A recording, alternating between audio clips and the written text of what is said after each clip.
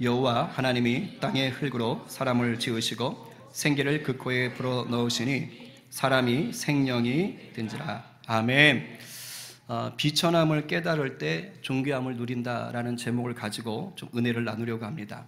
여러분, 우리가 살다 보면 감동 또는 감격을 누릴 때가 꽤 있습니다. 아주 작은 일에도 감동받을 때도 있잖아요, 그죠? 근데 특별히 그 감동이나 감격의 깊이가 아주 강력할 때가 있습니다. 아주 진할 때가 있어요. 언제입니까? 예상하지 못했던 일이 터질 때, 그러니까 예상하지 못했던 그런 나쁜 상황인데 좋은 결과가 생긴다던가, 아니면 완전히 망했어 라고 생각하는데 그런 상황에서 성공을 한다든가, 아무런 가치가 없다고 생각을 했는데 엄청난 가치를 가지게 됐다든가, 이럴 때 감동의 깊이가 다르잖아요. 자, 두 명의 사람이 있다고 생각해 봅시다. 한 명은 서울 강남에서 태어나서 거기서 초등학교 때부터 줄곧 전교 1등만 하다가 서울대학교를 간 사람이 하나 있어요. 그리고 또 다른 한 명은 시골에 사는데 고2 때까지는 전교 꼴등을 하다가 고3 때 1년 빡세게 공부했는데 서울대를 갔어요. 자, 그러면 일반적으로 사람들이 생각할 때 이 두 사람 중에 누구에게 더 큰 감동을 받습니까? 1번이 2번이에요. 예? 보통은 두 번째죠. 뭐냐면 서울 강남에서 초등학교 때부터 1등 하다가 서울대를 갔다? 당연한 거 아니야? 이렇게 생각하는 거예요. 못 가면 이상한 거죠. 그죠? 못 가면 이상할 수 있어요. 그런데 시골에서 그것도 고2 때까지 망팡 놀다가 꼴찌를 1등으로 하다가 그러다가 서울대를 갔다? 이건 정말 상상하기 어려운 일이 벌어진 거잖아요. 그러니까 기적 같은 일이죠. 이제 그러면 감격과 감동의 정도가 다를 수도 있습니다. 그러면 이제 마을 어귀에 프랜카드 붙는 거 아닙니까? 그 우리나라가 동계 스포츠 중에서 유독 잘하는 종목이 하나 있습니다. 뭡니까? 예, 쇼트트랙. 이 정도 아시는 거면 전 국민이 다 한다고 볼 수 있어요. 일단 쇼트트랙은 그 종목에 일단 나갔다 하면은 뭐든 건져요. 예, 금운동 중에 건집니다. 근데 그 중에 제일 많이 건지는 게 뭔지 아세요? 금메달이에요. 예, 금운동 중에 제일 많이 건지는 게 금메달인 겁니다. 그런데 2018년도 평창 동계올림픽 때 이렇게 그냥 줍줍 하듯이 금메달을 줍줍 하던 이런 종목인데요. 여자 3000m 계주에서 이렇게 쉽게 따던 메달을 아예 못 딸 뻔했던 그렇게 쉽게 따던 금메달의 기대가 완전히 무너질 것 같았던 그런 일이 일어날 뻔했더랬어요. 준결승전. 이제 거기만 넘어가면 이제 결승 올라가는 건데, 준결승전에서 우리 이제 여자 선수들이 3000m 계주인데 이제 뛰었는데요. 24바퀴를 남기고 우리나라 선수가 넘어진 거예요. 이제 넘어지면 사실 거의 끝장이거든요. 왜? 워낙 빨리 달리는 선수들이니까, 세계적인 선수니까 반 바퀴 이상이 떨어진 거예요. 근데 정말 이 넘어진 선수가 이렇게 빙글 돌면서 이 터치를 기가 막히게 했어요. 그것도 은혜인 것 같아. 저 밑으로 막 밀려난 게 아니고 거기서 도는 바람에 터치를 하여튼 기가 막히게 했어요. 근데 대단하긴 대단합니다. 우리나라 선수들이 그걸 또 야금야금 따라잡아요. 반 바퀴 이상 떨어졌거든요. 거의 한 바퀴 가까이. 근데 그걸 막 따라잡더니 이제 4등이 꼴찌인데 4등에서 3등으로, 3등에서 2등으로 막 치고 나더니 결국은 8바퀴 남겨놓고, 지금 저 동그라미 안에 머리가 하얀 유니폼이 앞섰지요? 그죠? 저게 지금 1등으로 치고 나가는 장면입니다. 그러니까 24바퀴 때 꼴찌로 떨어져서 계속 따라잡더니 8바퀴 남았을 때 드디어 1등으로 치고 나가더니 줄곧 내리 1등으로 달려서 결국은 1위로 나온 거, 결승 진출하는 거예요. 그런데 전날 올림픽 신기록을 땄어요. 저 경기에서. 굉장한 거죠. 그러니까 죽어라 열심히 달려서 딴 게 아니고 넘어졌는데도 그랬다는 것입니다. 워낙 평소 잘하긴 했지만 정말 이 경기는 감동이 남다르더라고요. 왜? 이거 완전히 물거품 될 뻔했잖아요. 결승전에 오르지도 못할 뻔했는데, 그런데 그걸 올라갔으니 감동의 깊이가 정말 다른 겁니다. 근데 제가 오늘 이 말씀을 준비하다가 감동, 감격의 깊이? 그러면 우리 인생에서 모든 인간에게 이 사건은 빼놓으면 안 된다. 이 감동의 격한 이 깊이와 넓이와 이 엄청난 것을 어찌 빼놓을 수 있겠느냐. 그게 뭐냐면 하나님이 우리를 창조하신 것입니다. 아멘? 아멘이에요. 우리가 종종 이런 말 하잖아요. 하나님이 당신을 하나님의 형상으로 창조하셨습니다. 그래서 당신은 너무 존귀해요. 걸작품이에요. 그러니 자부심을 가지세요. 뭐 이런 말 듣잖아요. 그죠? 정말 힘이 되죠. 기분이 좋아지고 으쓱해지는 그런 말입니다. 정확히 맞는 말이에요. 자, 그런데 이렇게만 우리가 말하면 조금 아쉬움이 남습니다. 그냥 하나님의 형상으로 만들어진 걸작품입니다 라고 얘기하면 이 말 속에 우리가 엄청난 대반전을 통해서 하나님의 형상이 됐다. 이 엄청난 대반전, 상상할 수 없었던 대반전을 통해 우리가 하나님의 형상이 됐다라는 게 들어있질 않아요. 그냥 당신 하나님 형상이에요. 기뻐하세요. 이러면 그 느낌이 오지 않습니다. 사실 우리가 피조물들 가운데 최고의 걸작품이 된 것은요, 정말 상상할 수 없는 대단한 반전이 숨어 있습니다. 이 반전을 알면 우리가 하나님의 형상으로 창조된 게 얼마나 감격스러운 것인지를 더 깊이 경험할 수가 있어요. 그러니까 제가 오늘 이 본문을 붙잡고 이제 말씀 계속 통독하며 묵상 가운데 이 말씀이 꽂혀가지고 와, 이게 얼마나 놀라운 말씀인지, 이 얼마나 놀라운 반전이 숨어 있는지 어서 빨리 전해줘야지, 이런 마음을 가지고 제가 오늘을 기다렸잖아요. 오늘 본문에 여호와 하나님이 땅의 흙으로 사람을 지으시고 생기를 그 코에 불어넣으시니 사람이 생명이 된지라 라고 얘기되어 있잖아요. 자, 여기서 말하는 이 땅은 하나님이 창조하신 땅 전체를 얘기합니다. 그러니까 지구예요, 지구. 그 지구를 생각하면 돼요. 그리고 흙이라고 한 것은 뭐냐면 땅 표면 있죠. 땅 표면, 우리 눈에 보이는 그거 얘기하는 거예요. 그런 흙입니다. 엄마들이 아기가 흙장난 하면 손 더러워져, 흙장난 하지 마 할 때 꼭 만지는 거 있잖아요. 그런 흙이에요. 그래서 히브리어로는 이게 마른 흙이란 뜻이 있어요. 특별히 마른 흙, 푸석푸석한 흙이 있잖아요. 그 땅이라고 할 때는 아담아 그래가지고 손 좀 이렇게 경작이 가능하고 붉은 색깔의 흙, 뭐 이런 것들을 띠고 있다면, 여기서 쓴 이 흙은 그냥 이렇게 흩어지는 거, 그리고 먼지, 그 다음에 뭐 티끌, 이런 의미를 가지고 있는 단어입니다. 흙이라고 할 때 별거 아닌 것 같은 그런 느낌인 거예요. 여러분들 평소, 오늘도 여기 뭐 좀 흙 좀 밟으셨나 모르겠네. 평소 발로 밟고 다니는 이 흙, 요거 어느 정도의 가치로 대하십니까? 여러분들이 바닥 청소할 때 가끔 이렇게 이제 흙 있으면 이렇게 쓸어버리잖아요. 그 흙먼지를 어느 정도의 가치로 대하세요? 혹시 여러분 손에 들고 다니는 스마트폰 정도로 귀하게 생각하시나요? 그럼 빨리 병원 가셔야 되는 거예요. 그죠? 한참을 낮춰서 돈 1,000원어치 정도라도 귀하게 여기시나요? 그런 사람 없습니다. 그죠? 그냥 땅에 있으니까, 내 발에 밟히니까 밟고 다니는 거예요. 이 흙을 가지고 내가 뭐 소중하게 가꾸고 보듬어야지, 그런 생각하는 사람 없습니다. 여러분, 흙은 특별한 가치가 없어요. 그냥 땅의 표면이고, 어떤 경우는 우리의 청결을 방해하는 오염 물질에 불과해요. 그래서 쓸어버리는 거예요. 근데 그거 아세요? 하나님이 그런 흙으로 사람을 지으셨다니까요. 저는 이게 경험되는데 왜 이렇게 은혜가 되든지. 그 지천에 깔린 게 흙이잖아요. 아니, 이걸 가지고 사람을 만들었어? 요 정도만 돼도 사실 굉장히 감동이 돼야 돼요. 그냥 이걸 가지고 이걸 빚었다. 여러분, 우리가 감탄하는 고려청자, 저쪽 거, 그죠? 얼마나 귀하면은 옆에다 다 실끈으로 묶어놨잖아요. 넘어지면 안 될까봐. 그죠? 그리고 이게 뭐죠? 오른쪽에 있는 거? 생각하는 사람의 로댕, 이러면 큰일 납니다. 그렇죠? 로댕이 만든 생각하는 사람이에요. 왼쪽 거, 오른쪽 거 다 뭘로 만들었게요? 처음에다 흙으로 시작합니다. 물론 이건 이제 청동이에요. 근데 흙으로 만들어서 거푸집 만들어서 부어가지고 만들어낸 거예요. 그러니까 결국은 다 흙으로 하는 거예요. 저런 작품들은 전 세계인들이 극찬하는 거예요. 감동하는 작품입니다. 예술 작품입니다. 굉장한 것이죠. 근데 이 시작은 뭡니까? 그냥 흙이에요, 흙. 물론 흙 중에서도 뭐 좀 이렇게 작품을 만들기 좋은 흙이 있을 수는 있겠죠. 그래서 우리 광주 지역에서는 백자를 만들기에 좋은 흙이 난다고 하더라고요. 뭐 그런 흙이 있을지 모르겠지만, 예술가가 아닌 우리 평범한 사람한테는 그냥 뭐예요? 그냥 흙이에요. 그냥 땅에 밟히는 흙입니다. 그죠? 아무렇지도 않은 거예요.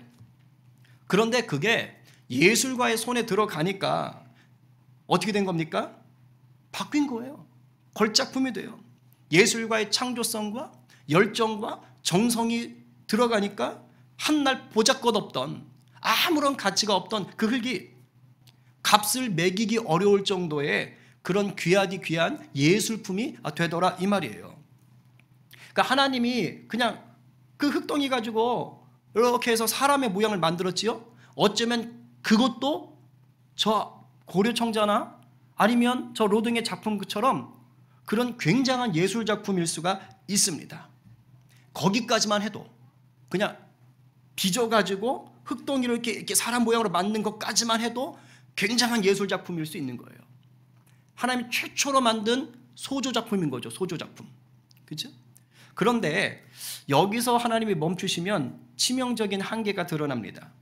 여러분 고려 청자가 됐든 아니면 저 생각하는 사람의 상이 됐든 간에 어떤 예술 작품이 되었든 간에 그런 작품에 생명이 있습니까? 없습니까? 없어요. 없습니다. 아름답긴 하지만 무생물이에요. 호흡할 수가 없습니다. 생각하고 움직이며 새로운 것들을 창조해낼 힘이 없습니다. 단지 예술가가 특별한 영감을 가지고 만들어 놓은 아름다운 물건일 뿐이에요. 그러니까 만약에 하나님이 그 흙으로 사람 모양의 흙덩이를 만들었다? 그러면 그냥 물건일 뿐입니다. 예술 작품에 불과합니다. 사람은요, 그냥 예술 작품처럼 감상하고 즐기라고 만들어 둔 게 아닙니다. 사람은 하나님의 형상을 가지고 하나님의 나라를 일궈갈 하나님의 파트너예요. 믿으세요? 아멘입니다. 그래서 하나님이 사람을 흙덩이로 만들어서 인형처럼 보고 감상하려고 둔 게 아니라 살아있는 걸작품으로 만드신 거예요. 그래서 그 다음 작업이 하나 더 들어가는 거예요. 뭐예요? 흙으로 빚어놓고 사람 모양새를 만들어 놓은 다음에 거기다가 뭘 합니까? 생기를 불어 넣으셔요. 코에다가 생기를 불어 넣자 흙덩어리 사람이 진짜 살아있는 사람으로 되었다라는 거예요. 그래서 생명이라고 하잖아요. 하나님의 형상을 닮은 사람이 된 것입니다. 할렐루야. 막 제가 얼마나 가슴이 벅차든지 그야말로 발에 밟히고 손에서 흩어져 버릴 빗자루로 쓸어가지고 그냥 버려질 그런 물질에 불과한 그 흙이었어요. 그런데 창조주이신 하나님이 빚으시고 생기를 불어 넣으시자 살아있는 생명이 된 것입니다. 여러분, 사람 외에 다른 피조물인 짐승들 있지요? 이런 방식으로 만들었나요? 아닙니다. 오직 유일하게 사람만 하나님이 특별한 방식으로 만들었어요. 왜냐하면 하나님의 자녀가 되어서 이 세상을 다스리며 하나님의 영광을 드러낼 자녀로 영광 돌릴 복의 통로로 하나님이 선택하셨기 때문인 거예요. 그렇기 때문에 저와 여러분은 우리가 어떻게 창조되었는지를 좀 생각하시면서 두 가지 영적 원리를 좀 붙잡고 살아가야 될 줄로 믿습니다. 첫 번째는 저 제목의 첫 번째 단락인데요. 하나님을 주인 삼지 않으면 비천할 존재일 뿐이에요. 하나님을 주인 삼지 않으면, 하나님의 생기가 내 안에 머물지 않으면 그 어느 누구도 다 비천한 존재일 뿐입니다. 여러분, 흙을 가지고 사람의 모양을 만들 수는 있어요. 그러나 살아있는 존재가 되려면 반드시 뭐가 들어가야 돼요? 생기가 들어가야 합니다. 그런데 다른 짐승들도 살아있기는 마찬가지잖아요. 근데 그 짐승들과의 차이가 뭐예요? 사람에게는 하나님이 직접 생기를 불어 넣으셨다라는 거예요. 하나님이 직접 그 코에 생기를 넣었다. 왜요? 왜 다른 짐승들과 차별되게 사람에게만 생기를 불어 넣었습니까? 그것은 너의 마음 가운데 내가 왕이다 라는 것을 알려주는 거예요. 왕이다. 여러분, 하나님이 우리의 왕이 되려고 하는 것은요, 우리를 억압하고 우리를 조종하려고 하는 것이 절대 아닙니다. 왕의 정상적인 역할이 뭡니까? 그 백성들을 보호하는 거예요. 그 나라를 잘 살게 하는 겁니다. 하나님은 그런 왕이 되기 위해서 우리에게 특별히 생기를 불어 넣어 주셨습니다. 우리를 행복하게 만들어 주시려고 하나님이 친히 우리 가운데 왕이 되신 거예요. 그러나 하나님 없이 사는 자는 뭐가 되는 거예요? 마치 왕의 보호를 받지 못하는 버려진 자와 똑같은 것입니다. 아무리 세상적인 것들을 많이 가지고 있어도, 높은 자리에 있어도 하나님 없으면 비천한 인생일 뿐인 거예요. 우리가 작년에 하이델베르크 교리문답을 배웠지요. 거기서 나왔던 게 뭡니까? 하나님 없는 존재는 비참하다 그랬어요. 그러니까 제 아무리 세상에서 잘 나가고 뭐 대단한 것 같아도 하나님을 주인 삼지 않잖아요. 그러면 비천한 걸 떠나서서요, 비참한 인생이 되고 마는 것입니다. 여러분은 굉장히 복된 인생인 줄로 믿으시기 바랍니다. 그래서 하나님 없는 자는 비천하고 비참할 수밖에 없다는 것을 깨달으시고요, 날마다 겸손하셔야 돼요. 그래서 하나님 안에 거하기를 날마다 힘써야 돼요. 왜 그러느냐? 마귀가 우리를 그냥 두질 않아요. 마귀가. 우리 저 승원 부분에도 뭐 스크루테이프 편지 보고 오셨죠? 우리 청년들 다 봤나요? 아닌가요? 네. 저희가 얼마 전에 그걸 보고 왔는데, 책을 읽어보셔서 아시는 분들도 있겠지만 마귀가 기가 막히게 우리들을 유혹합니다. 우리들의 마음이 어떻게 하든지 주님에게서 멀어지고 세상을 따라가게 하려고 유혹을 해요. 세상의 힘, 세상의 권력, 부, 명예 등에 하나님보다 더 의지하게 하려고 우리를 계속 그냥 어떻게든지 엮으려고 합니다. 이 유혹을 싸워 이기셔야 되는 거예요. 절대로 우리와 똑같은 피조물은 우리에게 생기를 불어넣을 수가 없습니다. 우리가 이 세상 것을 의지하려고 아무리 발버둥 쳐도 이 세상 것이 우리 심령에 생기를 불어넣을 수가 없다, 이 말입니다. 시편 146편 3절부터 5절 성경 보셔야 됩니다. 908쪽 찾아봅시다.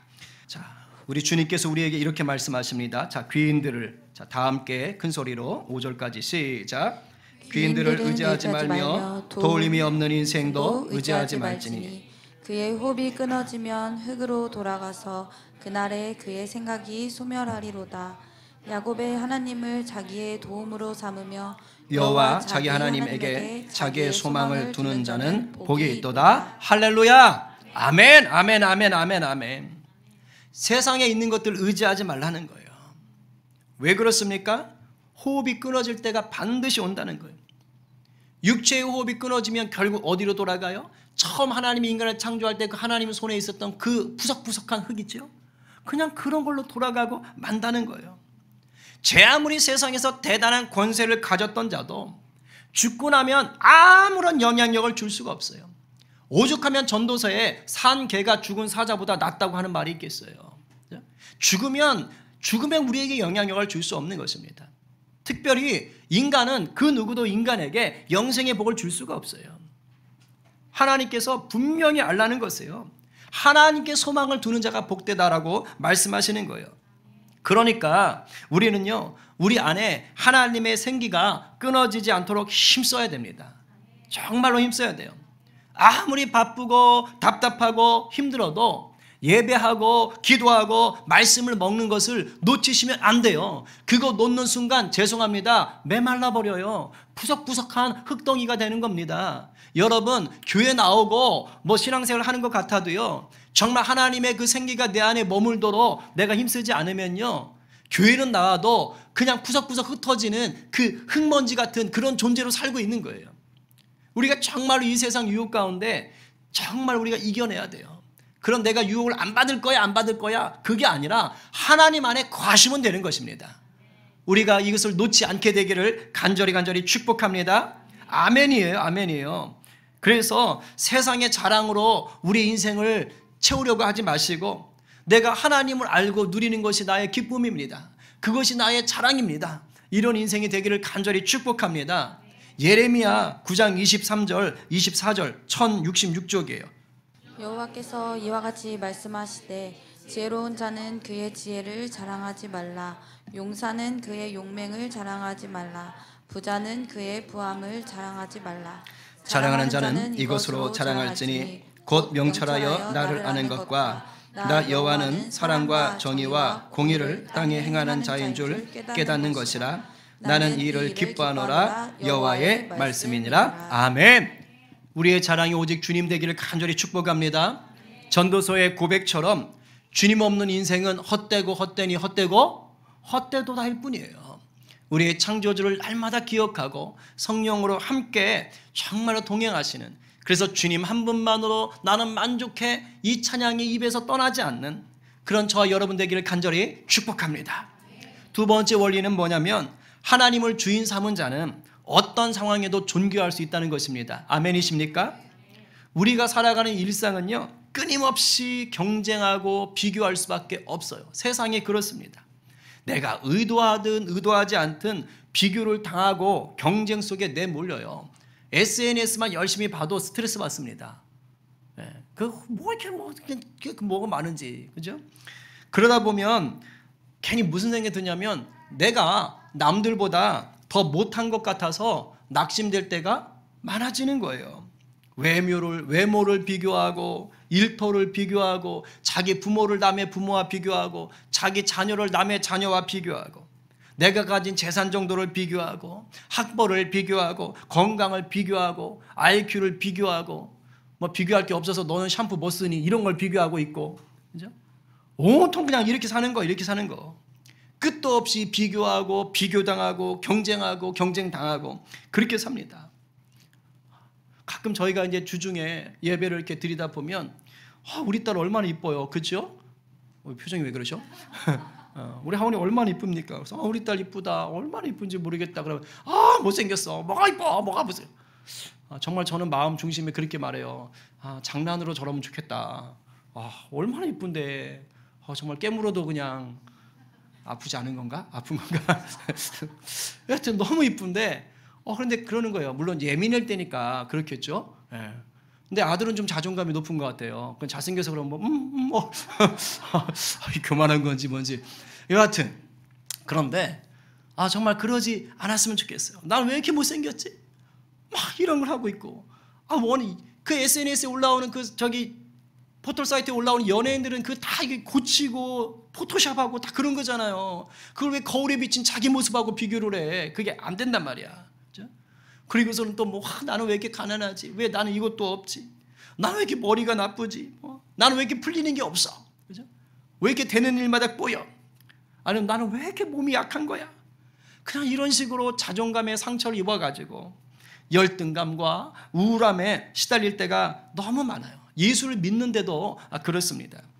여러분, 예수 믿는 우리들은요, 이런 것에 묶여가지고 질질 끌려다닐 그런 존재가 아닌 줄로 믿으시기 바랍니다. 아멘이에요. 물론 막 환경이 너무 나빠지면 마음이 잠깐 흔들릴 수는 있어요.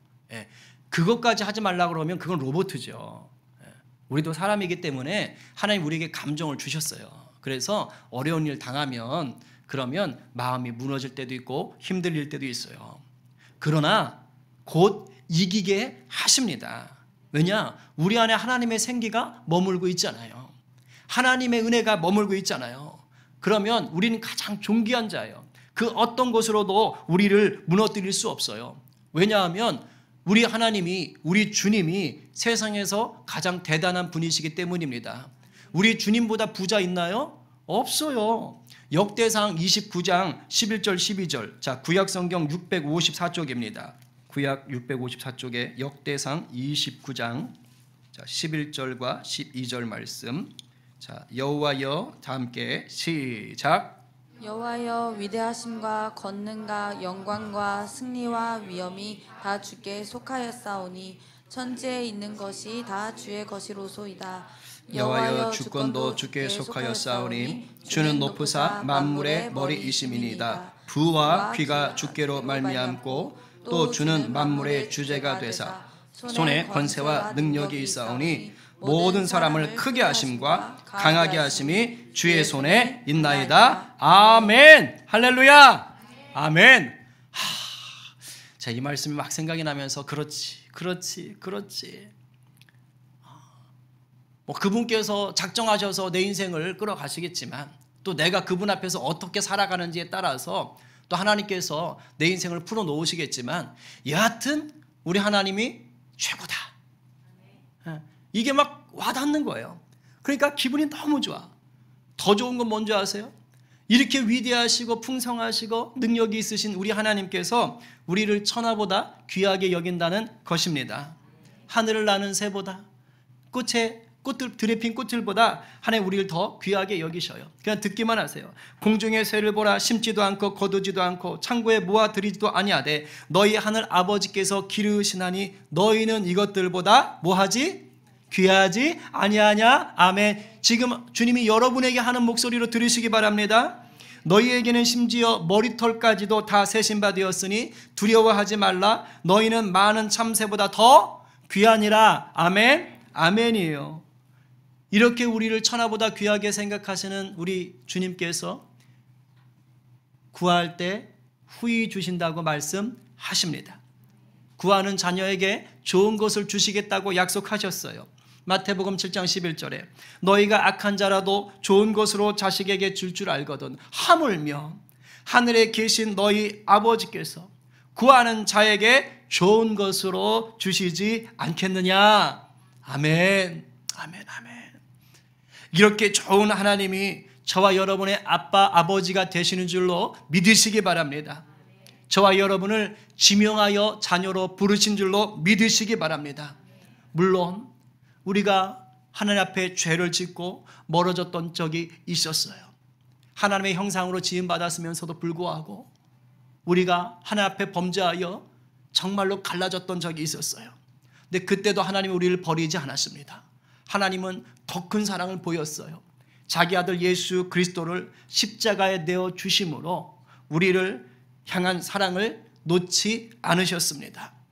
흙에 불과하던 우리를 천하보다 귀하게 만드시려고 하나님이 그 다음은 어떻게 하셨어요? 신이신 하나님이 친히 비천한 자리로 내려오셨어요. 그리고 비참한 십자가에 달려 죽으셨습니다.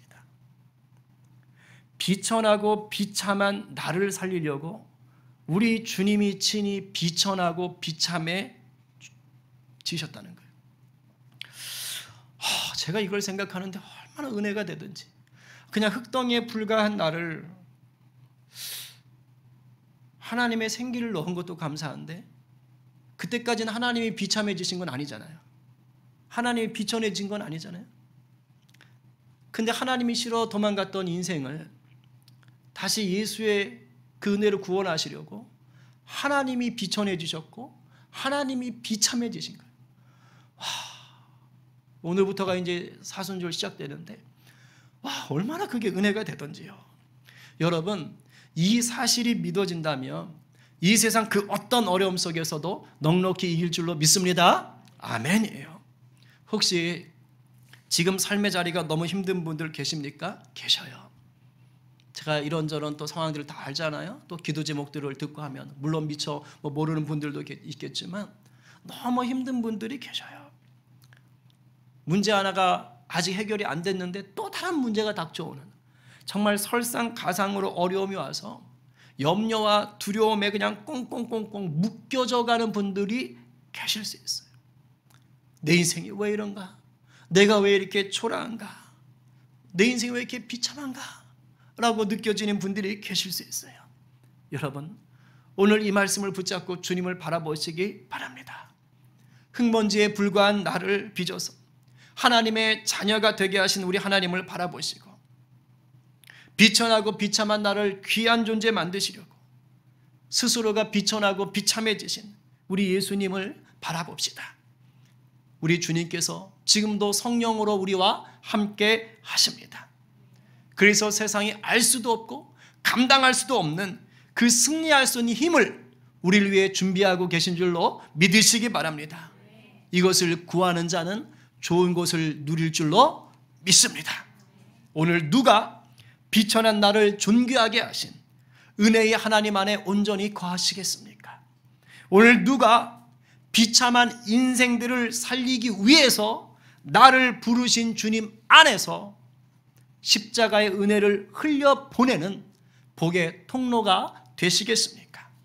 이 말씀에 아멘으로 화답하며 접니다 주님이라고 선포하는 저와 여러분 모두가 되기를 간절히 축원합니다.